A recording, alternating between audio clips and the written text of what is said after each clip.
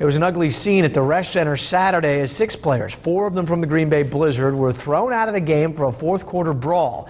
Today, the team took action, suspending 2 players a game, 1 for the season, and cutting a 4th. Paige Pearson has more on how that happened and what's next. Robert Superman Garth has been with the Blizzard since 2003.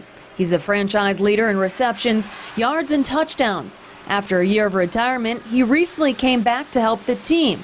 Instead, Saturday night was by far his worst in a green and white uniform. I've never played dirty. I've always played intense, but never have I ever been kicked out of a game. Garth was one of 4 Blizzard players ejected that evening for fighting.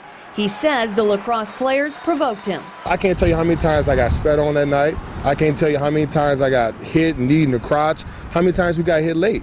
You know, and as a professional, you try to take as much as you can, But then when I got thrown out for no reason, I couldn't control my emotions after that. Because of their actions, the Blizzard released Garth, suspended receiver Chris Bell for the season, and suspended safety Arkeith Brown and defensive end Jeremiah Price for 1 game. I'm looking at the big picture, and we can't have the inmates run the asylum in terms of doing silly things that are going to cost our football team in the long run. Is it fair that you were released? It is. It is. I mean, it's harsh. It's a real tough punishment.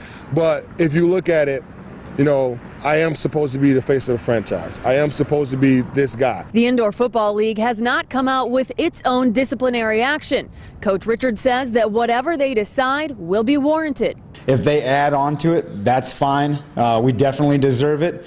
I'm over it. I'm moving on. It's time to focus on Sioux Falls and the rest of the season. The Sioux Falls Storm just happened to be 9-0. Richard says by game day Sunday, his squad will be ready. In Green Bay, Paige Pearson, Fox 11 Sports.